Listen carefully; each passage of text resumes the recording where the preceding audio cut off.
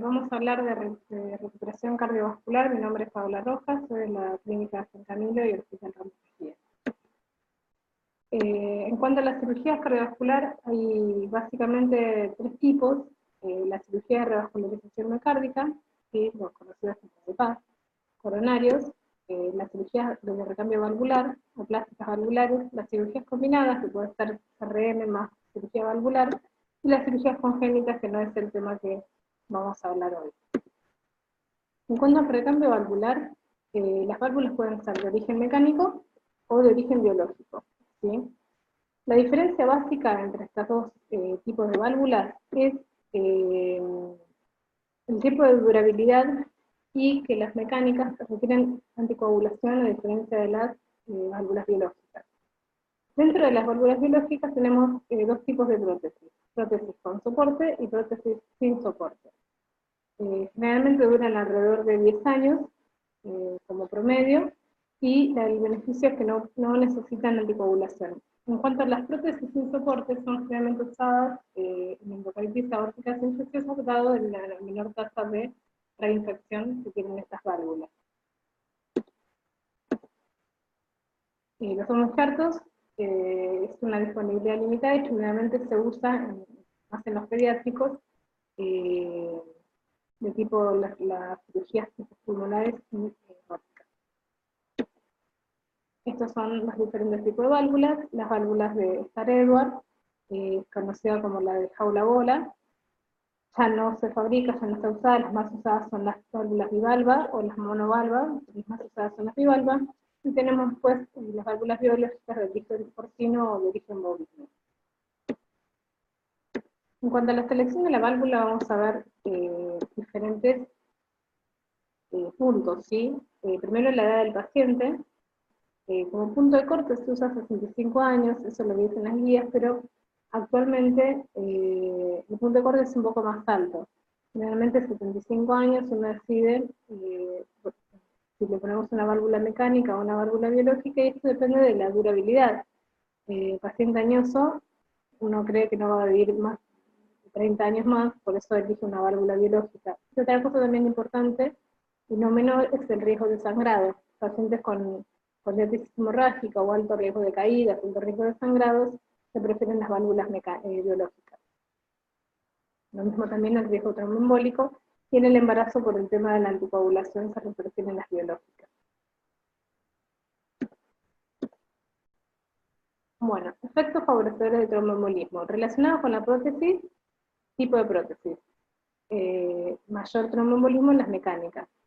Si son más de una, aumenta más el riesgo de tromboembolia. Las mitrales son más trombogénicas que las aórticas, y el tiempo de la cirugía mayormente el precoz que el tardío. En cuanto a la edad relacionada con el paciente, los factores relacionados con el paciente: la edad, la fibrilación auricular, la disfunción del ventrículo izquierdo, la dilatación de la aurícula izquierda, la diabetes, la hipertensión arterial, la dislipemia y las coagulopatías. Bueno, en cuanto a la cirugía de revascularización miocárdica, primero tenemos que ver qué paciente requiere CRM. ¿Sí? Está siempre la disputa entre qué hacemos, si hacemos una cirugía de revascularización miocárdica o hacemos una angioplastia. Para decidir, o sea, el punto principal va a ser si el paciente tiene enfermedad multivaso.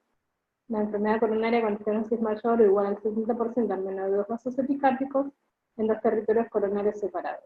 La principal generalmente es la DA, o sea, es raro operar una cirugía cardíaca a un paciente que no tenga DA, ya que la DA, la descendente anterior, es la que irriga el 70% del músculo cardíaco. Para eso tenemos que evaluar varios puntos. Hay varios scores y varios parámetros que uno tiene que usar. El SYNTAX es un estudio que utilizó 1.800 pacientes, donde se dividieron dos ramas: angioplastia versus cirugía, en paciente con enfermedad multivaso con tronco de coronaria izquierda. El seguimiento fue a 1 año, actualmente bueno, ya está mucho más seguimiento, más de 5 años, y se vio que los eventos cardiovasculares en el grupo quirúrgico durante el primer año disminuyeron, pero secundario a la necesidad de la nueva revascularización, no en cambios la mortalidad.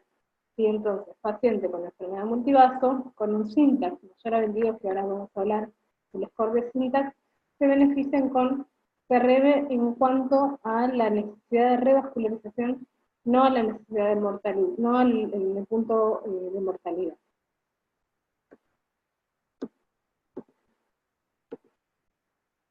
El SYNTAX a 5 años siguió demostrando lo mismo, no disminuye la mortalidad, pero sí la tasa de revascularización.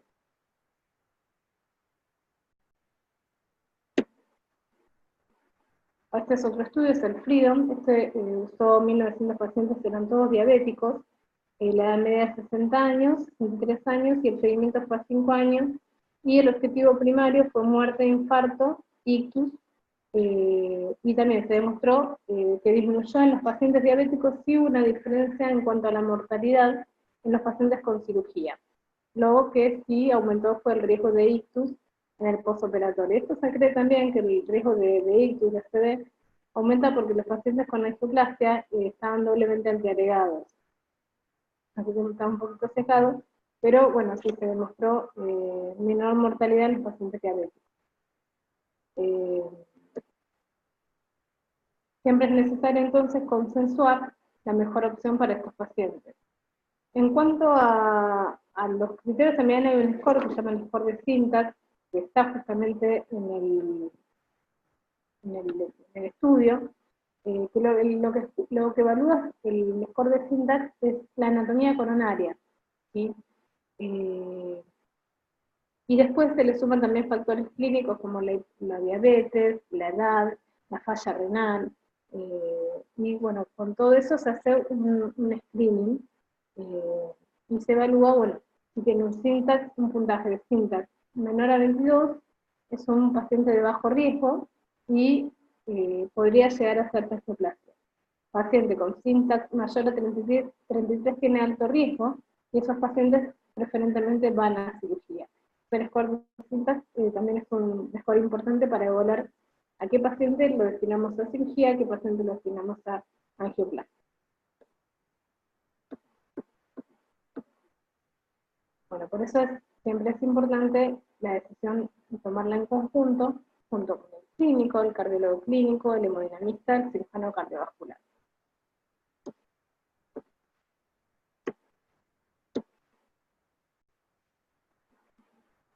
Como a veces dijimos, la anatomía coronaria no es lo único que importa, sino también los factores clínicos.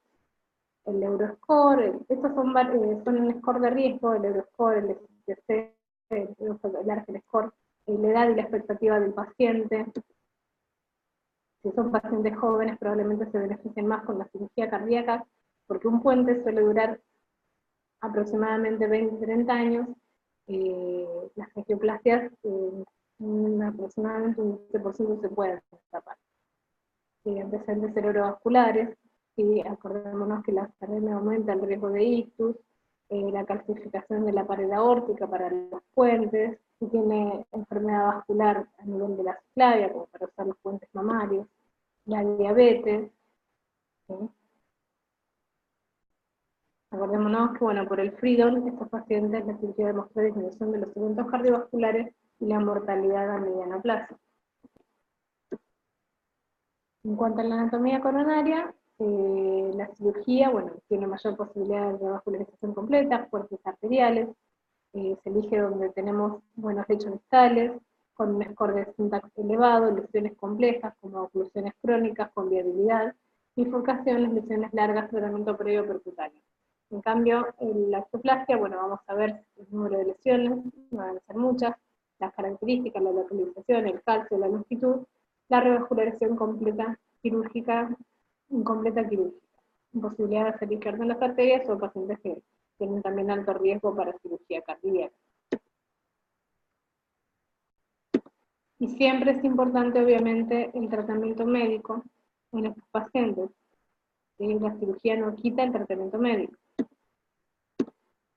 Conclusión, en pacientes con enfermedad coronaria multivaso, la cirugía coronaria frente a la revascularización con este recubierto ha demostrado menor tasa de nueva revascularización y menor tasa de infarto a expensas de mayor riesgo de ACV, y el beneficio de la cirugía frente a la angioplasia es mayor cuanto mayor sea la complejidad de las lesiones coronarias.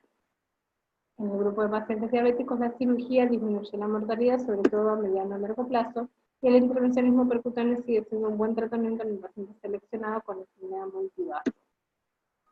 Se necesita siempre una adecuada valoración multidisciplinar. Fundamental el tratamiento médico óptimo independientemente de la estrategia seleccionada. Bueno, esto es de la guía europea, donde vemos que un paciente con la enfermedad de la DA proximal puede ser ir a cirugía o ir a angioplastia. Eso también va a depender también del score de SYNTAX. En enfermedad de tronco común, con un SYNTAX menor a 22, puede ser el candidato para cirugía o candidato para angioplastia como indicación clase 1. Paciente con un SYNTAX más de 32, o sea, riesgo alto, la angioplastia está contraindicada.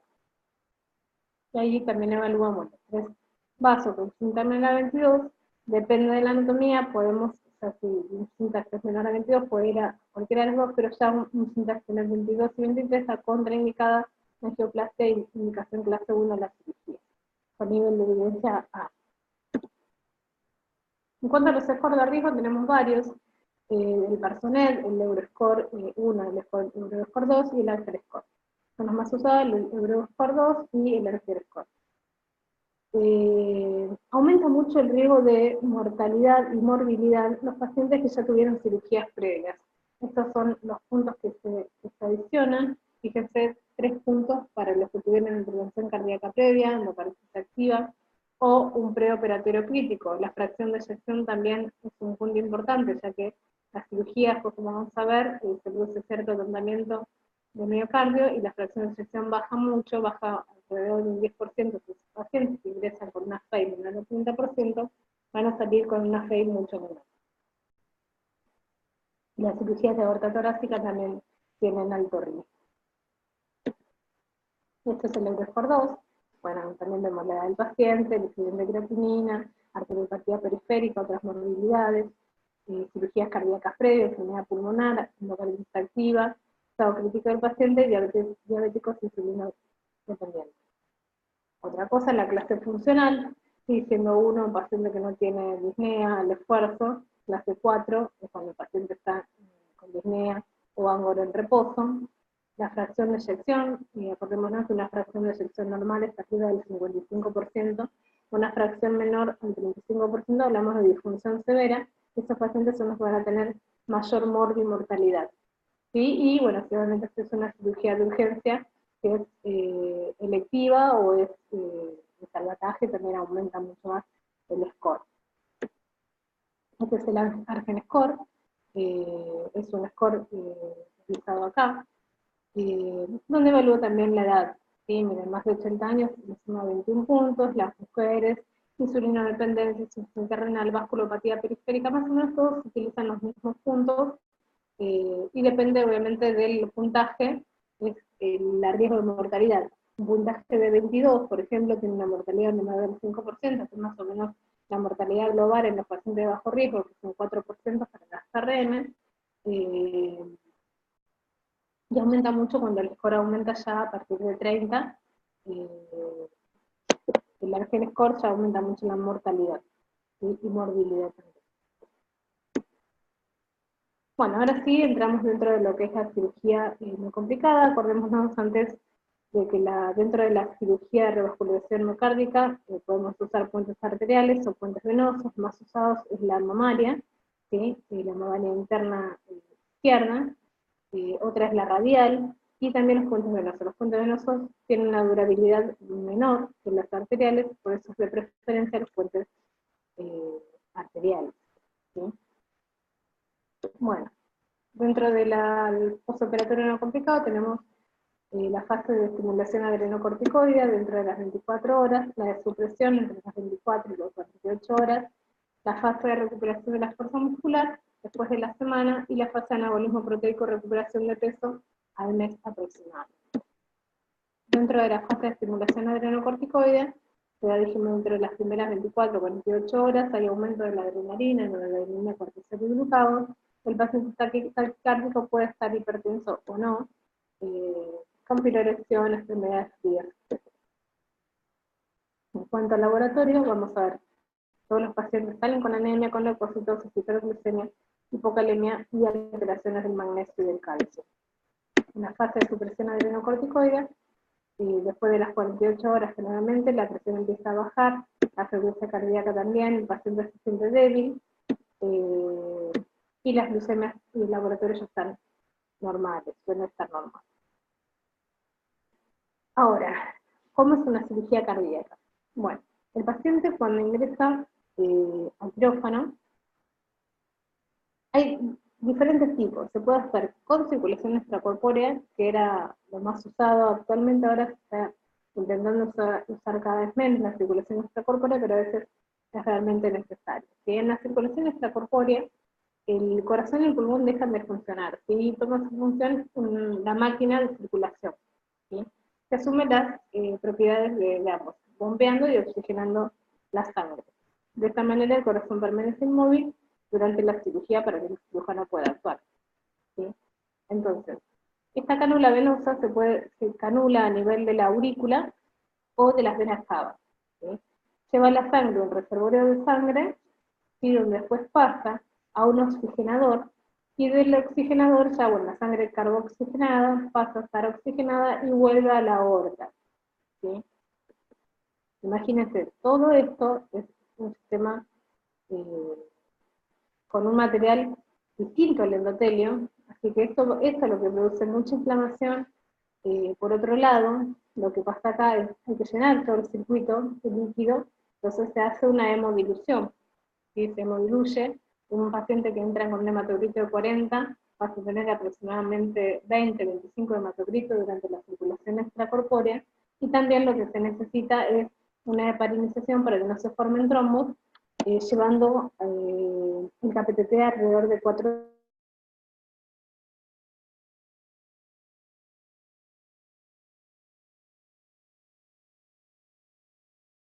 que no hay burbujas, también puede haber microembolias.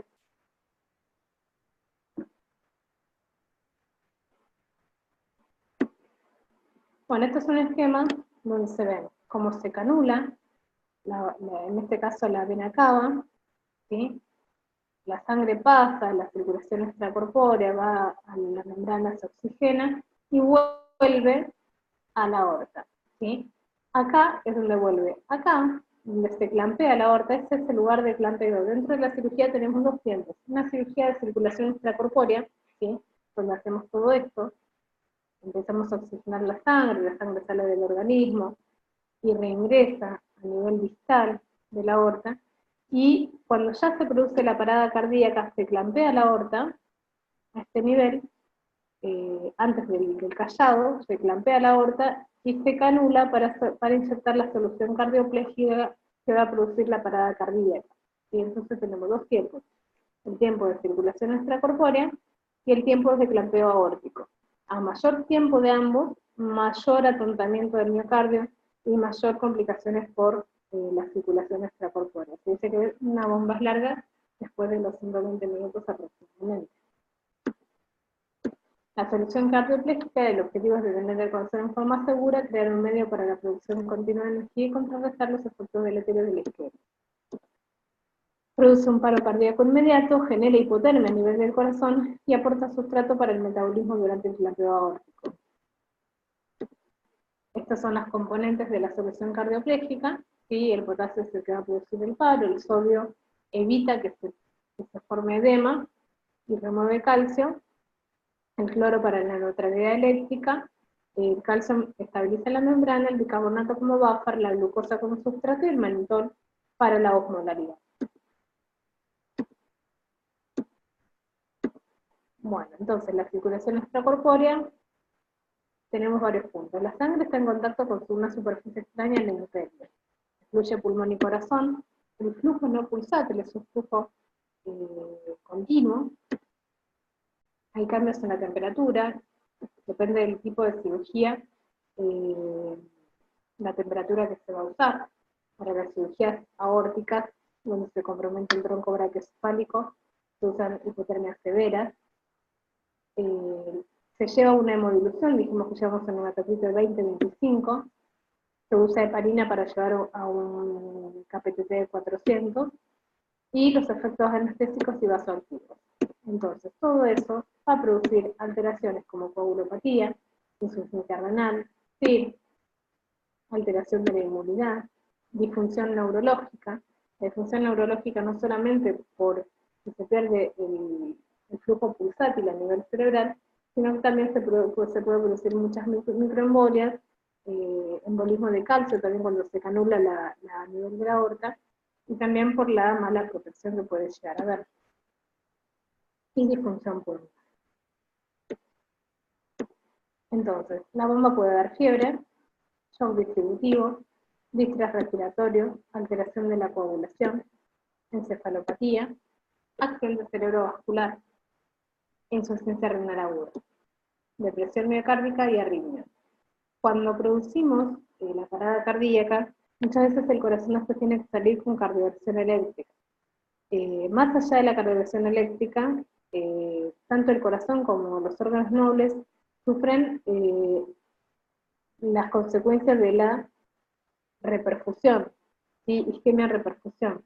Entonces, hay siempre un deterioro de la función miocárdica. Acordémonos que salen con una fracción de eyección más baja, del 10% más bajo de lo que ingresaron, ¿sí? Así que es muy importante tener en cuenta esto en los pacientes, sobre todo que ya ingresan con fracción de eyección baja. Y otra cosa también importante tener en cuenta son las embolias gaseosas, ¿sí? La hipotermia reduce la demanda metabólica de los tejidos. Podemos hacer una hipotermia leve hasta 30 grados, moderada entre 20 y 30 y profunda debajo de 20. Generalmente se dijimos que será profunda para los pacientes aórticos con compromiso del broncobraquis. Bueno, las ventajas de operar con bomba o sin bomba. Sin bomba, menor sangrado, menor disfunción renal, menor disfunción cognitiva y menor estadía hospitalaria. Con bomba, menor demanda de técnica quirúrgica, menor curva de aprendizaje, facilidad para realizar puentes a la circunfleja. Acá hay que rotar un poco al corazón, por la circunfleja tiene una ubicación más posterior, entonces sin bomba es más complicado, y dentro de, bueno, con bomba menor revascularización. Contraindicaciones absolutas a cirugía sin bomba es que el paciente esté inestable hemodinámicamente, mala calidad de los vasos, que incluye enfermedad difusa, calcificación difusa, vasos intramiocárdicos, y relativas cardiomegalia, enfermedad crítica de tronco, infarto en curso, shock cardiogénico, una fe menor de 25. Esto de la fe menor de 25 es también bastante controvertido, porque justamente son los pacientes que van a estar más deteriorados, pero que también tienen alto riesgo de transformarse a una cirugía con bomba, y cuando transformamos una cirugía aumenta más la mortalidad. Bueno, es así como nos llega el paciente del quirófano, ¿sí? Algunos pacientes se les extuba precozmente y vienen extubados. Yo particularmente prefiero que vengan intubados, porque dentro de las 6 primeras horas uno no sabe cómo va a evolucionar el paciente, ¿sí? Entonces el paciente viene en ARM, viene con catéter venoso central, generalmente yugular o subclavio derecho, viene con TAM, viene con sonda nasogástrica, sonda vertical. Bueno, este paciente también, como pueden ver ahí, que vino con un balón de contrapulsación intraórtico de la consola. Es fundamental el acompañamiento del paciente en el traslado. Son pacientes que se pueden estabilizar fácilmente. Apenas llega el paciente hay que conectarlo, hay que evaluar toda la hemodinamia y ver que es estable. Y bueno, acá como ven tienen los tubos de drenamiento. Generalmente llevan 3, uno en cada pleura y uno subsifoide a nivel de pericardio, ¿sí? Tienen un tubo mediastinal y 2 pleurales. Bueno, cuando llega lo conectamos al respirador. Esto, bueno, son cosas, no cambia mucho. Siempre, bueno, mantener una PIB de alrededor de 5, un BT de alrededor de 6. Y la idea siempre es actuarlo precozmente, siempre que hemodinámicamente el paciente se encuentre estable. Lo ideal antes de las 6 horas. Se conectan los tubos de drenaje, aspiración continua, de 15 a 20 centímetros de agua, sonda nasogástrica vertical y cabecera a 30 grados. Bueno, los planes se maneja, depende de la función del paciente, de los líquidos que hayan ingresado. Generalmente ponemos planes bajos y lo manejamos con expansiones. Acordarse de tapar al paciente lo antes posible. La hipotermia genera alteraciones en la coagulación, así que es muy importante que el paciente no tenga hipotermia. Y se completan las indicaciones. Profilaxis antibiótica generalmente se deja hasta que se extraen los tubos, alrededor de 48 horas. Profilaxis de úlceras gástricas, ranitidina, analgesia arreglada. En cuanto a la analgesia, lo que solemos usar generalmente es remifentanilo, ¿sí? Son pacientes que vienen bien y que sabemos que lo vamos a ayudar precozmente, remifentanilo, propofol, si es que la fracción de eyección no es baja, o podemos usar midazolam como sedante.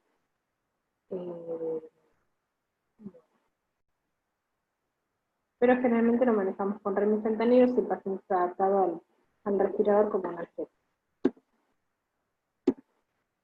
Bueno, entonces tenemos que ver los parámetros hemodinámicos, manejo del respirador hasta la extubación, el ritmo diurético, sangrado por las tubuladuras, evaluar el medio interno, la temperatura. Y esos son los puntos importantes a tener en cuenta en la recuperación del paciente.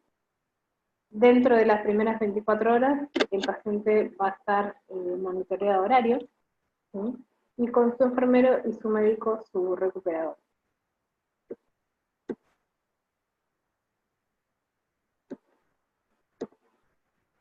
Cuando llega el paciente nunca nos tenemos que olvidar de hacerle un electro. Varias veces nos hemos encontrado con sorpresas en electros que se han hecho tardíamente. ¿Sí? Siempre el paciente, con todo el paciente viene con tantos tubos, con tantas cosas a conectar, un paciente tan crítico, nunca nos olvidemos de hacerle el electro. ¿Sí? El electro con dos derivaciones, y si se puede eventualmente hacerle dorsales y derecho. Hacer un laboratorio con estado ácido base, ionograma, glucosa, lactato, que es importante. Coagulograma con plaquetas y la placa de tórax para ver, tener una basal y ver después que no se esté ensanchando, que no se esté acumulando derrame pleural, etc. Que no tenga neumotórax, saber que no tenga ninguna complicación respiratoria. En cuanto al electro, el paciente puede estar taquicárdico o bradicárdico, en ritmo sinusal, o en fibrilación auricular, que es la arritmia más frecuente, que puede tener bloqueo completo de rama derecha, en bloqueo anterior izquierdo o bloqueo completo de rama izquierda. Bloqueo completo de rama izquierda habla de mal pronóstico, ¿sí? Así que es importante tenerlo en cuenta, nos tiene que llamar la atención, nos tiene que preocupar si llegamos a ver un bloqueo completo de rama izquierda. El bloqueo completo de rama derecha no tiene tanta importancia clínica. Bueno, este es un paciente que ingresa y le hacemos un electro donde vemos un ritmo irregular, y no mucho más. ¿Sí? El paciente tiene una fibrilación auricular de alta respuesta. A este paciente le podemos poner amiodarona, que es que venía en ritmo sinusal, para revertirlo y mantener la patada auricular, que va a ser necesaria, ya que colabora con el 30% del volumen sistólico. ¿Sí? Y la fibrilación auricular, la arritmia supraventricular más frecuente en el cardiovascular, más del 32% de las RM, 40 al 50% de las cirugías valvulares, y mayormente combinadas. Obviamente va a ser mayor en los vasos mitrales, donde ya tenemos aurículas muy dilatadas. ¿Sí? Más del 90% revierte entre las 2 y las 6 semanas, aparecen desde el primer 5 día, con máxima incidencia en el segundo día. Tiene buen pronóstico, lo único que aumenta la estadía hospitalaria, debido a que son pacientes que generalmente tienen que ir anticoagulados.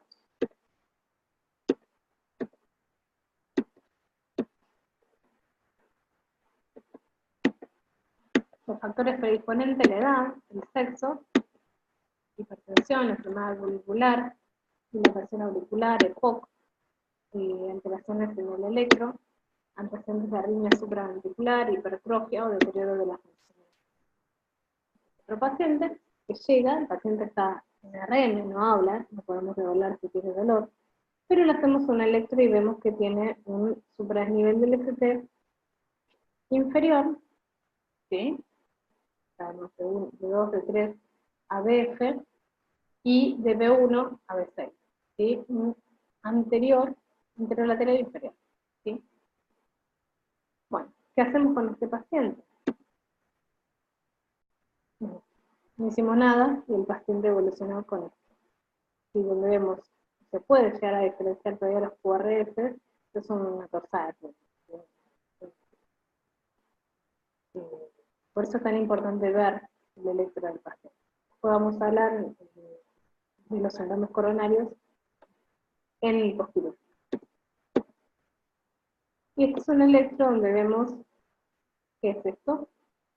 Espigas de marcapasos. ¿Sí? Acordémonos que el paciente cuando llega con un catéter auricular y un catéter ventricular, y epicárdicos. Son catéteres epicárdicos, manejan umbrales más altos que los catéteres transitorios que ponemos nosotros, endocárdicos, y siempre hay alta tasa, sobre todo en las cirugías valvulares, de utilización de este marcapaso. Así que es de buena práctica cuando el paciente llegue, conectar el marcapaso y ver si funciona, para estar preparados eventualmente ante alguna complicación como una bradicardia o un bloqueo. Este paciente tiene un bloqueo AV completo. Y ahí este marcapaso justamente no está capturando, y así que este paciente tiene una falla de captura. Bueno, en cuanto a la hemodinámica del paciente, debe ser una TAN mayor a 70, una presión sistólica mayor de 100, frecuencia cardíaca entre 70 y 90, temperatura normal, y un hematocrito mayor a 25.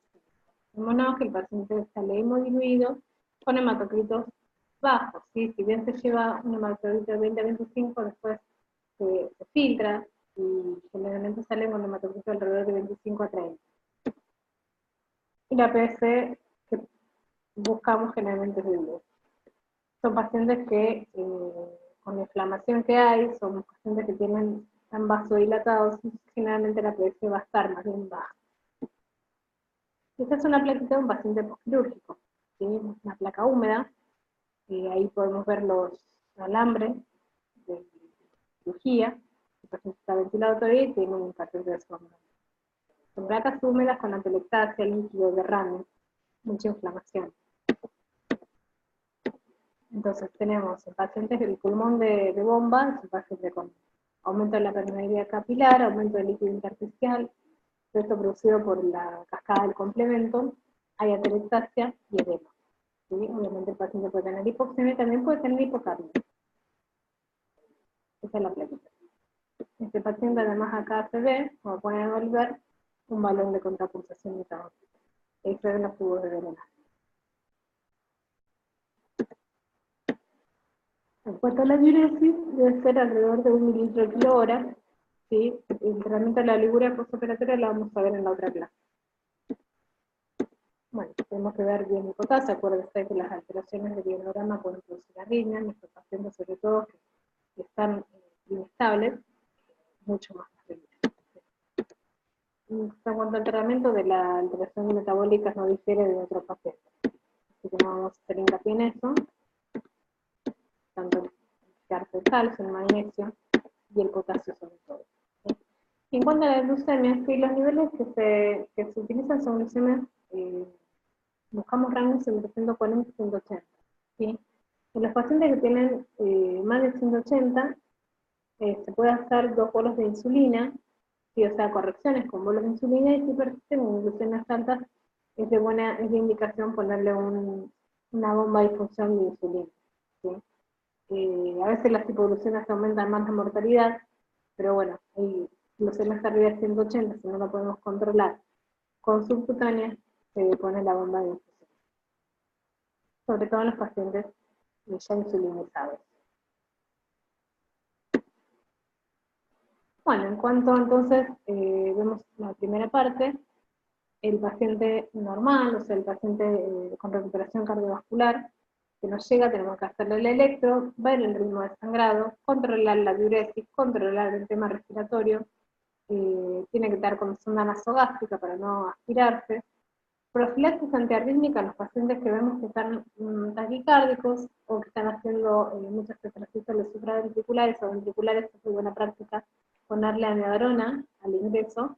Beta bloqueantes no en el momento en el postoperatorio inmediato porque no sabemos cómo va a evolucionar el paciente, o sea, el paciente no lo podemos titular, la medarona la podemos cerrar tranquilamente y hasta que llega a la curva, la impregnación tarda.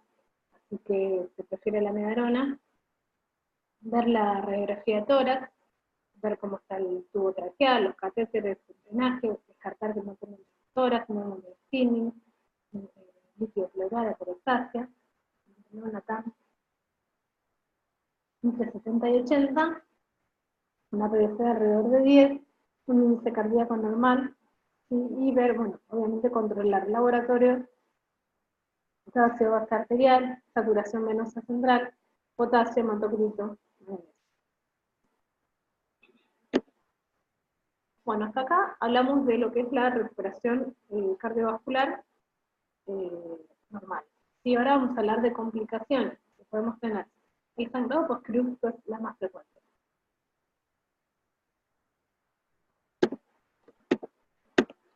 Ocurre en el 5% de las cirugías, 3 al 14% de los pacientes requieren reoperación. De esos pacientes que se reoperan, el 30% no vamos a encontrar sitios de sangrado.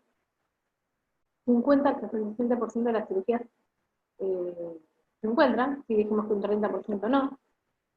Son predictores independientes de riesgo, el sangrado y la reoperación, y se denomina un sangrado excesivo cuando drena más de 100 mililitros por hora por drenaje, o más de 1 litro por procedimiento, o requiere más de 5 unidades de glóbulos rojos en 24 horas. Pero bueno, esto es un poquito, o más de 10 unidades de glóbulo rojo por procedimiento. Pero en realidad lo más importante es ver el sangrado horario, ¿sí? Esto es lo que más nos importa. Todo sangrado crítico se interpreta que puede ser un sangrado quirúrgico y el paciente se reopera. Y si de pronto me viene 500 mililitros en la primera hora, me llama la atención, me hace ruido, ¿sí? Que son pacientes que seguramente van a ir a reoperación, salvo que tenga totalmente alterado toda la coagulación. Entonces se denomina acelerado, más de 200 en la primera hora, 150 en la segunda o 100 en la tercera. Excesivo y crítico, más de 500 en la primera hora, 400, 300 en la tercera hora y así sucesivamente. 200 en la cuarta, 100 en la quinta. Factores de riesgo de sangrado: edad avanzada, sexo femenino, cirugía de urgencia, pacientes con baja superficie corporal, tiempos prolongados de cirugía. Vimos como la bomba altera todo el sistema de coagulación, la hipotermia, la heparina. Son pacientes que van a tener mayor predisposición al sangrado, la hipotermia. Cirugías combinadas son cirugías más largas, y obviamente si la CRM tiene muchos puentes, más de 5 puentes, la cirugía también va a ser más larga y con eso está relacionado también el mayor sangrado. Y si se reoperan, mucho más, porque cuando se reoperan se vuelve a abrir el esternón, generalmente hay sinequias, pueden llevarse, cuando abren el esternón pueden dañar alguna de las arterias, algún puente, alguna mamaria, entonces tienen altas chances de complicaciones. Esos pacientes generalmente antes de operarlos se les hace una angiotomografía para ver bien por dónde están pasando las arterias para evitar el daño. Y agentes antiplaquetarios prequirúrgicos. Este es un punto importante, ¿sí? Acuérdense que hay que suspender el Sintrom 3 días antes, la warfarina 5 días antes, que el paciente recibió abcicimab 12 horas por lo menos lejos de la cirugía, si tiene algún otro 2B3K, con 6 horas puede ser suficiente, si viene tomando clopidogrel o ticagrelor 5 días, ¿sí? Pero bueno, es importante que el paciente venga con eso. La aspirina, no hace falta suspenderla, al contrario, se vio en algunos estudios que aumenta la mortalidad cuando se suspende la cirugía en los pacientes coronarios, ¿sí? Con necesidad de CRM. Y tenemos que diferenciar qué tipo de sangrados son, si son sangrados médicos o sangrados quirúrgicos, ¿sí? Sangrado médico generalmente va a tener alteración en el coagulograma, y el sangrado quirúrgico, no. Si es sangrado médico, vamos a ver que puede llegar a sangrar los sitios de tensiones, los catéteres, etc. Bueno, ¿cómo diferenciamos? Sangrado médico, no tenemos coágulos, ¿sí? En cambio en el quirúrgico sí, porque hay una hemostasia correcta. El ritmo del sangrado médico es decreciente, en cambio el quirúrgico puede ser variable y puede aumentar bruscamente, luego disminuir. Las características del sangrado médico es una sangre oscura, el paciente está estable, y hay alteraciones manifiestas en el laboratorio. Y el líquido, el hematocrito del drenaje es bajo. En cambio, en el sangrado quirúrgico, la sangre es roja rutilante, el paciente se torna inestable hemodinámicamente, el laboratorio puede estar normal al principio, y el hematocrito del drenaje es elevado. Entonces, los sangrados médicos, generalmente, si está alterado el coágulo del marano, va a sangrar las líneas de sutura, las ramas de las arterias de las venas y los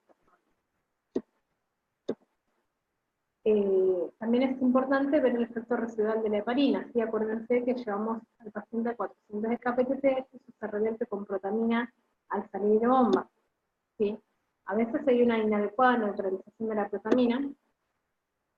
Efecto rebote de la heparina se secuestra a veces en los tejidos y a las 6 horas suele salir a la circulación y producir alteraciones en el coagulograma. ¿Sí? Así que es importante, si el paciente sangra, después de las 6 horas que venía normal, ver que no sea por rebote de heparina. También está asociado al shivering, que es cuando se produce el fenómeno de reequilibrio. El paciente empieza a bajar la temperatura, empieza a temblar. El efecto en la cantidad de las plaquetas puede ser también por trombocitopenia preoperatoria, hemodilución por la bomba, por consumo de la circulación extracorpórea, o por efectos de la protamina. Si el paciente venía tomando drogas antiplaquetarias, dijimos que igual la aspirina no se suspende, pero ojo con el clopidogrel o el picaredolol. Si el paciente tenía insuficiencia renal, y defectos de los factores de coagulación, insuficiencia hepática, efecto residual de warfarina, o factores de factores KDP. Enfermedad de von Willebrand, pacientes que reciben trombolisis, obviamente se trata de esperar más de 24 horas si recibe trombolisis, pero bueno, a veces los tiempos no, la condición clínica del paciente no permite la espera.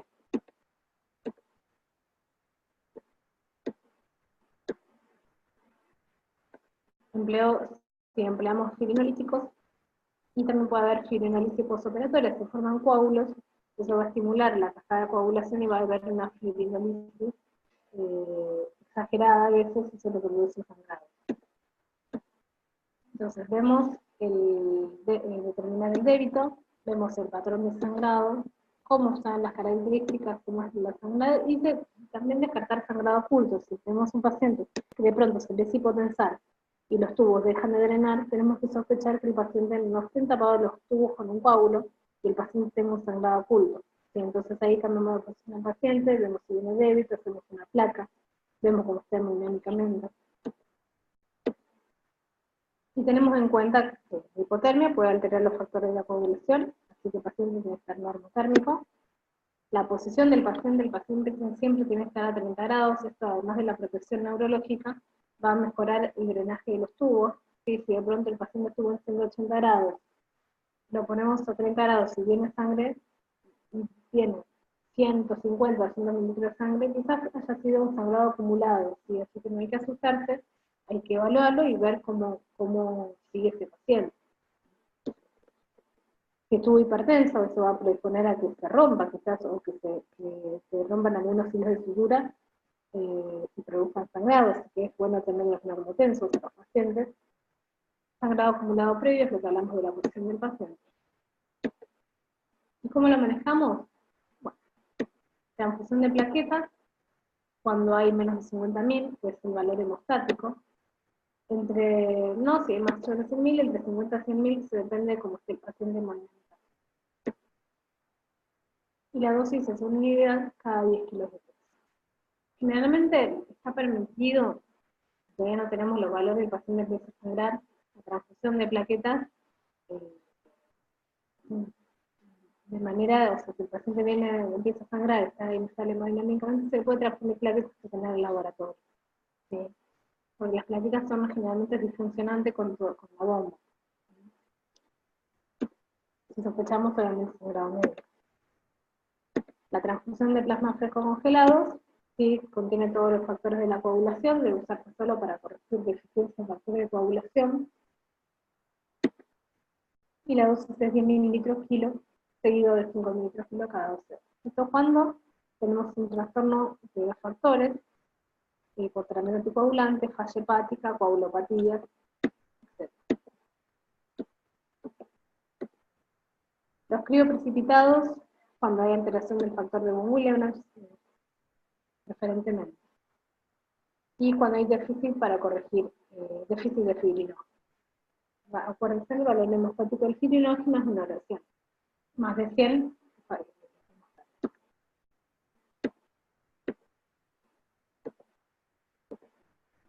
las drogas antifibrinolytíticas tenemos el ácido aminocaproico y el ácido metranexámico, ¿sí?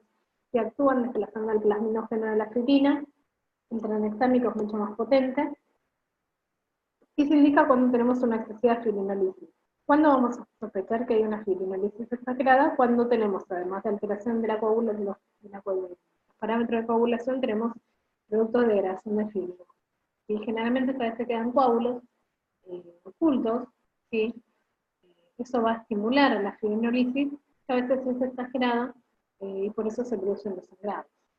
Se le da ácido aminocaproico, 150 miligramos kilo, seguido de 15 miligramos kilo por hora durante la cirugía, y el ácido tranexámico también en inducción y después de la cirugía. Y después de la cirugía, si sigue sangrando, se puede volver a dar ácido tranexámico. En cuanto a los valores de hematocrito, no transfundimos con hemoglobina menor a 6, la mayor a 6. ¿Sí? El límite es 6 gramos, salvo que el paciente esté inestable o tenga un sangrado severo que lo estabilice, podemos llegar a mayor hemoglobina, pero el valor de corte es 6. Acuérdense que pacientes vienen con hematocritos de 25 por hemodilución, así que no transfundimos esos pacientes. Todo depende también del contexto clínico del paciente, pero preferentemente se espera, se buscan las causas, ¿sí? Bueno, esto es una ayuda a memoria para ver la dosis de las drogas que hablamos. ¿Cuándo refloramos al paciente?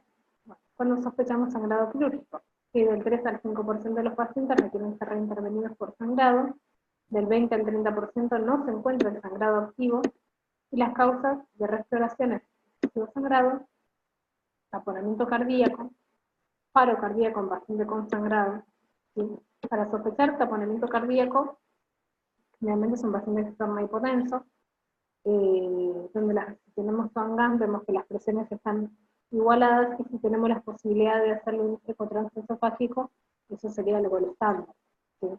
A veces podemos hacer un ecotranstorácico, pero hacer un ecotranstorácico en un paciente postquirúrgico inmediato es muy difícil porque tiene los vendajes, los tubos, la posición del paciente, el respirador, a veces la ventana no es la indicada, no es la mejor. Otro de los criterios es débito mayor a 500 mililitros en la primera hora, esto es lo que hablamos recién, más de 400 en la segunda, 300 en la tercera, 200 en la cuarta, 200 en la quinta. Otros criterios, más de 3 mililitros kilo hora en las primeras 3 horas, sangrado que no cesa mayor a 200, sangrado que recomienza luego de haber disminuido o cesado el débito por los tubos de veneno. Si es un sangrado masivo súbito, no nos queda duda que se tiene que explorar, o un sangrado continuo pese a la corrección de la coagulopatía. Bueno, eso es tema sangrado. Ahora vamos a hablar de síndrome de respuesta inflamatoria en el postoperatorio. Todos los pacientes salen con sí. Que sí, ustedes ya lo saben, temperatura más de 38 o menos de 26, frecuencia cardíaca más de 90, frecuencia respiratoria más de 20 o menos de 32 de CO2, leucocitosis o leucopenia. Todos los pacientes salen con grado CIR, no solo por el estrés de la cirugía, ¿sí? Sino también por la bomba. Ahora, vasoplejía, predomina el CIR más una presión arterial sistólica menor a 80, paciente con una piel caliente, una PVC baja, una presión capilar pulmonar también baja, normal, un índice cardíaco también bajo. Este es un paciente con vasoplejía, ¿sí? Y con resistencias vasculares sistémicas también bajas. Y además requiere transfusión de noradrenalina porque con la expansión esto no alcanza, estamos frente a un shock vasopléjico, ¿sí? Que es aproximadamente un 10% de los pacientes. con CIR, ¿sí? Y obviamente aumenta la mortalidad. En toda cirugía que se utilice bomba de circulación extracorpórea se observa el grado de CIR. En la cirugía sin bomba también, por el estrés quirúrgico, los casos severos evolucionan a fallo multiorgánico. ¿Sí? En cuanto al shock vasopléjico, requieren vasopresores, 8 a 12% de los pacientes, tiene un 25% de mortalidad, que aumenta si se compromete un órgano al 30%, dos órganos más del 60%, y si se compromete más de 3 órganos, la mortalidad aumenta a un 80%. Esto está debido a la activación del complemento, los neutrófilos, la liberación de toxinas, de interleuquinas, y se produce toda una inflamación, un aumento de la permeabilidad vascular, liberación de radicales libres, enzimas lisosomales, y esto produce una gran inflamación que altera tanto el endotelio como los órganos. Estamos frente entonces a un paciente hipotenso. ¿Por qué puede estar hipotenso el paciente? Por hipovolemia, ¿sí? Donde vamos a tener un paciente además de hipotensión, con PVC baja, igual que el CIR, pero con adecuada respuesta a la expansión. Si tiene un sangrado activo, puede manifestarse como hipotensión y hipovolemia, pero debería responder al volumen y asociarse a caída en los valores de orina hematocrito. El taponamiento postoperatorio tenemos una PVC elevada, y esto por ahí nos puede confundir con falla del ventículo derecho, y a veces igualada a la UH, un índice cardíaco bajo, y el gol estándar va a ser hacer un eco transesofágico, o bueno, con la SWAN, si tienen las presiones igualadas, podemos utilizar taponamiento. La disfunción del ventrículo derecho, también tenemos hipotensión arterial con PVC elevada, la relación PVC-UH igual o mayor a 1, índice cardíaco bajo, resistencias pulmonares elevadas. Y el síndrome bajo volumen minuto, el paciente va a estar hipotenso, con UH elevada, con índice cardíaco bajo, acá la UH está elevada, las otras no estaba elevada, índice cardíaco bajo y resistencias vasculares sistémicas también elevadas.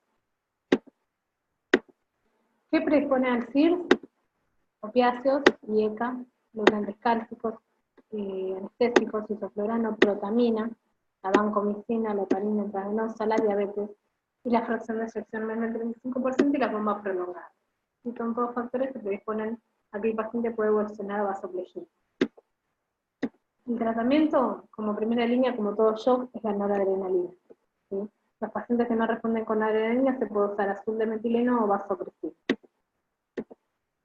En cuanto al uso del azul de metileno, ¿sí? Lo ideal es, cuando la bomba es prolongada, sospechamos que va a ir a evolucionar ya durante la cirugía, quizás ya están con rendimientos altos de Nora, usarlos antes de que se produzca toda la cascada, ¿sí? O sea, antes que el paciente salga del quirófano, usar azul de metileno, ¿sí? Que actúa a nivel de la guanilociclasa. A veces eso no es posible y bueno, lo usamos en el post-quirúrgico, en la recuperación. Los corticoides siempre es buena práctica usarlos, ¿sí? Van a disminuir la respuesta inflamatoria, lo usamos como profilaxis después de la cirugía, después de las 24 48 horas se puede suspender, pero en las primeras 24 horas le dejamos profilaxis con corticoides. ¿Sí? Atenúan la adaptación miocárdica, además. La vasopresina no es una droga muy usada, ¿sí? Fíjense, los receptores, los valores de vasopresina normalmente son de 4 picogramos, cuando el paciente está deshidratado 10, y cuando hay cirugías miren de 100 a 200. Ojo con la vasopresina, es un vasoconstrictor potente que disminuye mucho el flujo plasmático y puede producir isquemia mesentérica y nefritis crónica. Así que así lo usamos como una opción cuando la noradrenalina no es suficiente. Y el azul de metileno compite por la granuliosa ciclasa con el óxido nítrico, se da en 20 a 60 minutos, se elimina por orina, van a ver que tienen todas las secreciones, la orina y los heces azules. Y ojo porque puede dar arritmia, además de vasoconstricción, es muy vasoconstrictor, se puede dar vasoconstricción coronaria, angina, disminución del flujo renal, ojo con los pacientes con falla renal, ¿sí? Que ya de por sí tenemos pacientes que tienen resistencias, bueno, los vasopléjicos las resistencias están disminuidas, pero bueno, alteran toda la resistencia renal y puede producir una insuficiencia renal. Está contraindicado en los pacientes que tienen insuficiencia renal justamente, y ojo con la función cardíaca, ¿sí? Porque se dispone a mayor insuficiencia cardíaca. Bueno, hasta acá es la clase. Cualquier cosa, programemos las preguntas, las dudas que tengan.